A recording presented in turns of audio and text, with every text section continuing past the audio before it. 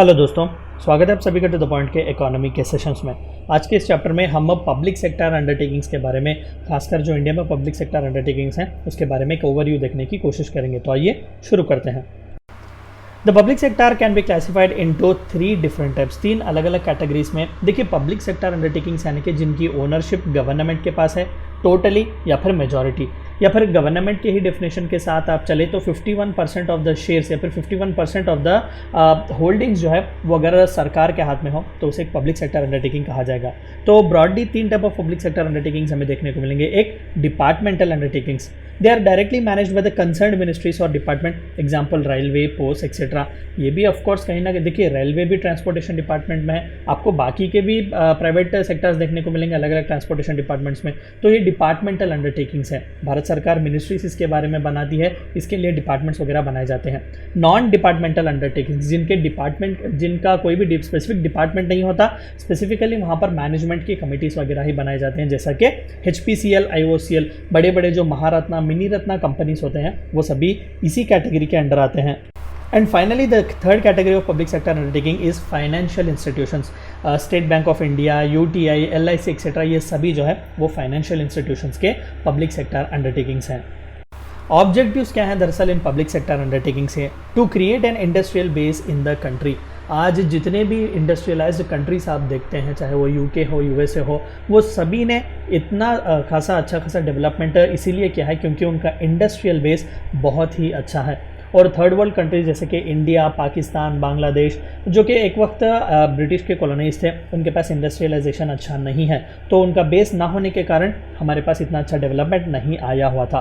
तो to generate a better quality of employment, सबसे ज़्यादा एम्प्लॉयमेंट की अपॉर्चुनिटीज़ भी आपको इसी सेक्टर में देखने को मिलेगी। हालांकि इंडिया में केस थोड़ा बहुत अलग है। हम यहाँ पर सर्विस सेक्टर में देखते हैं कि nearly 30 to 40% of the working population आप डायरेक्टली और इनडायरेक्टली सर्विस सेक्टर में ही एम्प्लॉयमेंट देखने को मिलेगा, क्योंकि यहाँ पर इंडस्ट्रियल बेस अच्छा नहीं है।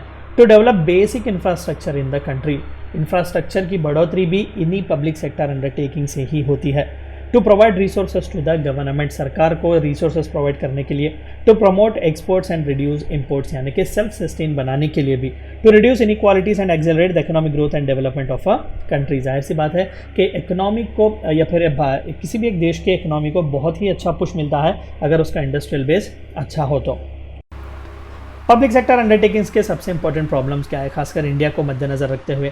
इनअप्रोप्रिएट इन्वेस्टमेंट डिसीजंस, हमें सही तौर पर पता नहीं है कि इंडिया में कौन से इंडस्ट्रीज अच्छे हैं, कहाँ पर पैसा लगाना है, क्यों लगाना है, कितना लगाना है। इम्प्रॉपर प्राइसिंग पॉलिसी, सही तौर पर प्राइसिंग की पॉलिसी हम फॉलो नहीं करते, या तो रेट्स पूरे कम कर देते हैं या फिर पूरे हाई कर देते हैं। एक्सेसिव ओवरहेड कॉस्ट, ओवरहेड्स का जो कॉस्ट होता है वो बहुत ज़्यादा होता है। Lack of autonomy and accountability, दोनों ही सही है। ब्यूरोक्रेसी बहुत ही इंपॉर्टेंट है यहाँ पर। रेड टेपिज्म, करप्शन जैसे कॉन्सेप्ट चलते हैं, तो ऑटोनॉमी भी नहीं है, अकाउंटेबिलिटी भी नहीं है। ओवर स्टाफिंग, हद से ज़्यादा स्टाफ्स को आपने वहाँ पर क्रैम्प करके रखा हुआ है।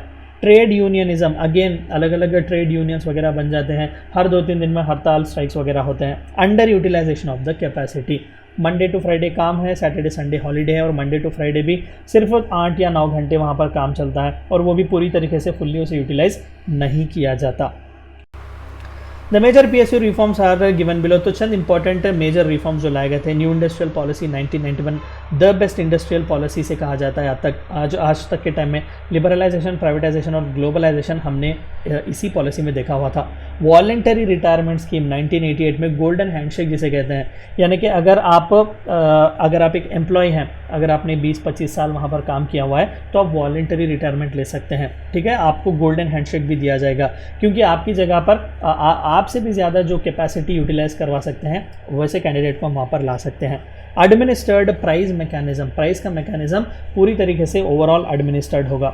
The policy of Navratnas, best performing PSUs were called Navratnas, and the policy of mini Ratnas, presently 60 PSUs have been granted this status, and the policy of Maharatnas created in 2010। तो अलग अलग कैटेगराइजेशन किए जा रहे हैं, और पब्लिक सेक्टर अंडरटेकिंग्स के बीच भी हेल्थी कॉम्पिटिशन को बढ़ाया जा रहा है कि देखो तुम एक रैंक से जो है दूसरे रैंक पर जा सकते हो, नवरत्ना, मिनी रत्ना एंड महारत्ना, और वहाँ पर मेमोरेंडम ऑफ अंडरस्टैंडिंग्स भी साइन किए जाएंगे। भारत सरकार उन्हें कई इंपॉर्टेंट से सब्सिडीज, लोन्स वगैरह भी प्रोवाइड करेगा। तो ये थी चंद बातें आपको जाननी थी public sector undertakings in India के बारे में। Thank you for watching my video.